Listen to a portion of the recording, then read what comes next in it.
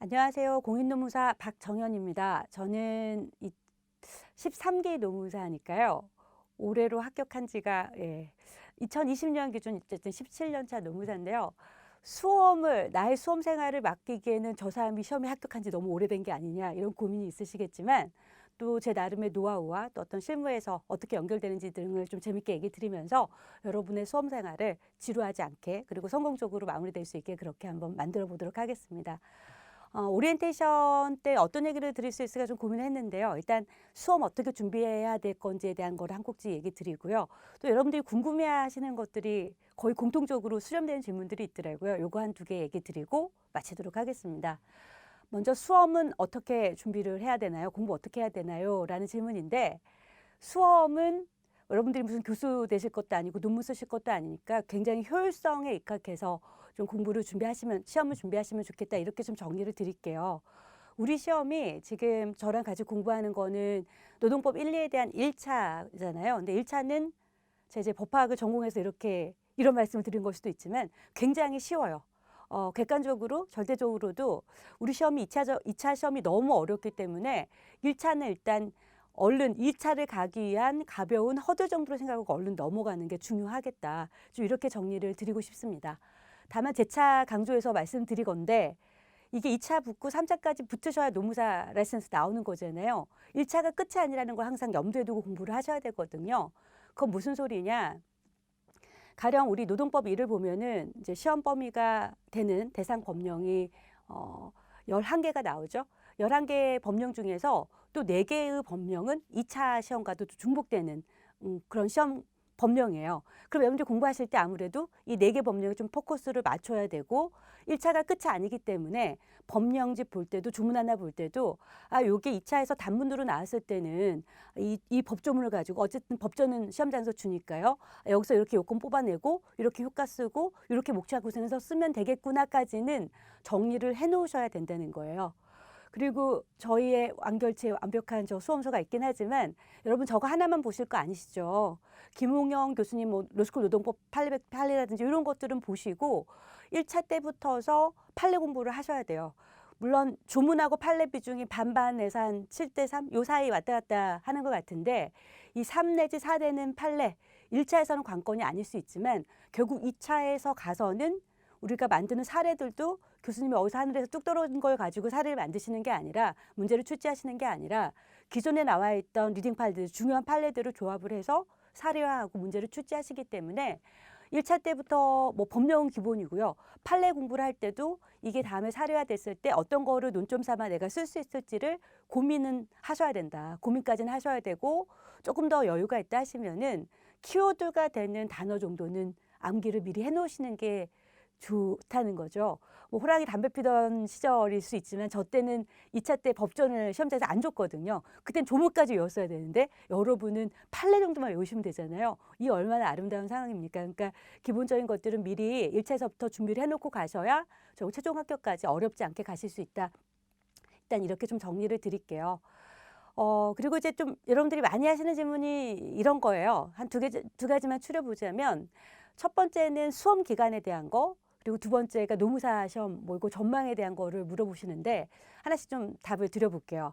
먼저 수험 기간을 물으시면 저는 이게 답을 드릴 수가 없어요. 제 수험 기간도 막 물어보시더라고요. 저는 1, 2차 기본적으로 동차 합격을 했고요. 4개월 정도 걸렸거든요. 근데 이제 그도 그럴 것이 강사니까 이런 거 막 자랑해도 되죠. 신뢰감을 드리는 차원에서. 어쨌든 4개월 걸렸는데 저는 이제 이렇게 짧은 시간 안에 이 시험을 합격할 수 있었던 여러 가지 이유들이 있었어요. 일단 기본적으로 학부에서 전공이 법학이고요. 그리고 예전에 사실을 준비를 했었기 때문에 노동법 일은 실은 따로 준비를 하지 않았죠. 그러니까 1차 과목은 오히려 빨리 끝내야 된다. 그래서 2차에 두 번째 시험을 보는 우리 막차라 그러는데 막차 보는 제시 보는 분들 스터디에 끼워서 아직 준비가 된 게 없으니까요. 그 당시에 그 사례노동법 펼쳐놓고 이분들 안 보고 쓸 때 저는 막 보고 따라 베껴가면서 2차 스터디에서 공부하면서 딱 동차를 타깃으로 아예 처음부터 공부를 했던 것 같아요. 그러니까 이제 빨리 붙을 수가 있었던 건데 요즘은 어떤가요? 요즘은 솔직히 예전보다 시험 많이 어려워진 거 맞고 이 시험에 도전하시는 분들의 퀄리티 수준 이렇게 얘기하면 좀 우리가 너무 우스워지는데 굉장히 수준이 높아지신 것도 맞기 때문에 1, 2년은 힘든 것 같아요. 그리고 예전에는 전업이 아니라 회사를 다니면서 인사노무 내가 담당하고 있는 담당자다. 실무자로서의 경험을 살려서 한 2, 3년이면 붙을 수 있었는데 이것도 또 장담할 수 없는 또 그런 시험이 우리 시험이 되어버렸거든요. 그래서 내 백그라운드도 다르고 학부 전공도 다르고 뭐 전업으로 할 수 있냐, 일을 하면서 해야 되냐 여러 가지 환경이 다르기 때문에 일률적으로 수험 기간을 정하는 거는 조금 말씀드린 건 조심스럽지만 그래도 그 가운데 수험 기간이 어느 정도가 적당할 거냐를 물으신다면 저는 3년 이내라고 말씀드리겠습니다. 그 이상 넘어가는 건 기회비용이 너무 크죠. 시간이 일단 너무 기니까. 내가 아무리 법학에 있어서 문외한이라 그래도 1년 정도 워밍하면서 이 법들에 대해서 친해지시고요. 2년 차에는 1차 붙으시고 2차도 한번 보셔야죠. 시험장 들어갔다 오셔야 되고요. 세 번째 3년 차 제시 때는 꼭 합격을 이뤄내는 이런 스케줄로 가셔야지 이것보다 길어져서는 곤란하겠다. 근데 요즘 사실 제시도 어렵거든요. 그러니까 2차를 3번, 4번 보신 분들도 굉장히 많더라고요. 그렇지만 그건 또 그분들 얘기인 거고요. 적어도 나는 일단 수험 기간을 요 정도 타이트하게 잡아놓고 이거를 넘기지 않는다. 이런 목표 설정이 중요할 것 같습니다. 그리고 한 가지만 더 말씀을 드리자면 오히려 이게 더 궁금하실 수도 있을 것 같아요. 현실적으로는 내가 이렇게 시간과 돈을 들여서 이런 기회비용을 투여해서 투여할 만큼 이 라이센스가 가치 있는 거냐? 바꿔 말하면 아주 직설적으로 이 라이센스 따면은 밥은 먹고 다니나요? 밥은 먹고 사나요? 이런 질문들이 많이들 궁금하신 것 같더라고요. 이런 질문들 많이 주시는데 답을 한 줄로 말씀드리자면 밥은 먹고 살아요. 그거 걱정 안 하셔도 돼요. 요즘 오히려 노무사 풍기 현상, 제가 조그만 노무법인의 대표로 있는데요. 채용 노무사님들을 묻고 해서 난리예요. 왜냐하면 대통령 바뀌고 굉장히 친노동적인 정책, 여러 가지 노동 정책들을 드라이브를 거는 이 일선상에서 이 노동법 전문가의 중요성이 굉장히 부각이 됐고 기업에서 노무사들을 아예 인하우스 시키려고 그렇게 채용을 많이 하시니까요. 노무사님들이 다 큰 대기업 공공기관 가고 이 필드에 남아있는 분들이 안 계신 거예요. 그래서 채용 노무사 굉장히 구하기 어렵거든요. 그러니까 여러분 노무법인 가는 거는 뭐 일도 아니고요. 이후에 다른 조직으로 가서 다른 기관으로 가서 일을 해볼 수 있는 기회들도 굉장히 많다. 이렇게 말씀드릴 수 있고요. 이런 소소한 취업 말고 돈을 많이 벌 수 있냐? 뭐 이거를 질문하신다면 요거는 글쎄요. 제가 뭐라 답을 드려야 될지 모르겠는데 모든 학의 나름 아닐까요? 노무사에서 집 사고 시집장가 가고 뭐 좋은 차 타고 다니는 분들도 많으세요. 그거는 이제 자기 어떤 업무의 역량, 영업력의 차이니까 그것까지 얘기를 드릴 수는 없지만 여러분 변호사도 3만 명이 넘는 시대가 됐어요. 이분들하고 노동법 저점에서는 노동법으로서의 또 전문가로서의 강자의 위험을 또 보여줄 수 있을 만큼 실력도 갖췄고 어떤 열정과 의지만 있다면 적어도 노무사로서 뭐 이 라이센스를 가지고 밥 먹고 살기 힘들다 이런 얘기는 절대 나오지 않으니까요. 요거 걱정할 시간에 일단 우리 법령 하나 더 보자. 이렇게 좀 정리해도 될까요? 어쨌든 쉽지는 않습니다, 여러분. 시험이라는 거는 여러분처럼 똑같이 열심히 하는 사람들과의 우열을 가려서 그 안에 인해야지 합격하는 거고 이런 데드라인, 목표가 정해져 있는 이 수험의 과정은 마냥 즐겁지만 않을 수 있죠. 그리고 요즘 우리 시험들이 1차인데 법령에서만 안 나오고 저 시행령에서도 막 문제를 내세요.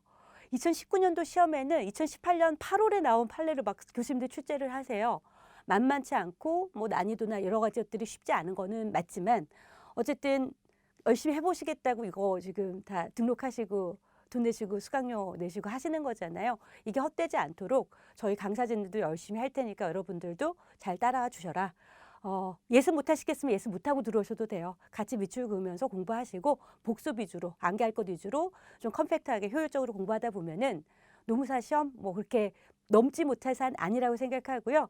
꼭 얼른 합격하셔가지고 필드에서 꼭 여러분 만나뵐 수 있기를 기대해 봅니다. 저희 법인으로도 많이 와주세요. 채용 노무사님들 모시기 너무 어려워서 여러 가지 구축이 큽니다.